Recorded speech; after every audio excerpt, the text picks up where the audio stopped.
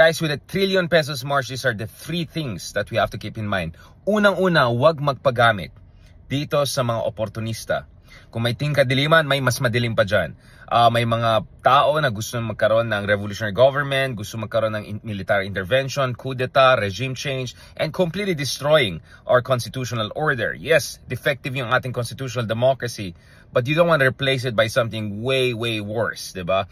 All you need to do is to look at politics in Myanmar, and in a more moderate fashion, tingnan mo yung nangyari ngayon sa Thailand, among other places kung saan the military and revolutionary forces keep on disruptive the normal flow of national politics. Pangalawa, guys, of course, given na hindi dapat magpagamit sa mga DDS, sa mga trapos na gusto lang magkaroon ng sariling posisyon by asking the others to go down. I mean, if it's BBM resign, then automatically it's Saray and Duterte comeback, right?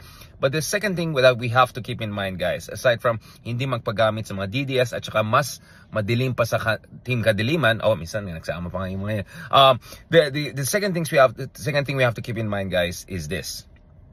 Mahalaga to go beyond just rage. We need to channel this effectively and smartly. Kasama dyan, guys, is to come up with a smart way to fight corruption, an institutionalist way to fight against corruption. So, Heidi Mendoza, for instance, dun sa ating darating na interviews sa TV51 News, sa View from Manila, she talks about, for instance, participatory auditing, kung saan different auditing, civil engineering, civil organization, people with sense of civic duty, hindi lang infrastructure, yung Independent Commission on Infrastructure, but you want more and more people getting involved here in terms of investigating, pero also bantayan yung mga bidding, mga projects. Because at some point, we have to build flood control projects, more of them, since yung 1 trillion na nagastos natin kung saan napunta, diba? So you need to look at smart ways to fight against this. Which brings me to the ultimate point, and this is the third point, guys.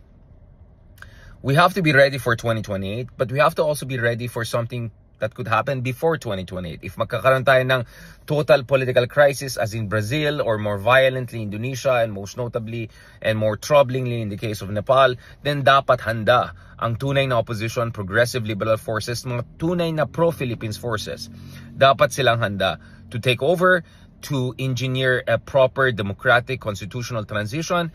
And guys, if ever, hopefully hindi mangyaring gulungan ganon, come 2028, it's very, very important, guys, na ready talaga yung isang kilusan, isang partido, isang grupo ng mga liderato, young leaders, hindi lang mga established leaders. They all have to come together to make sure na should we have a new government through democratic elections in 2028 or something more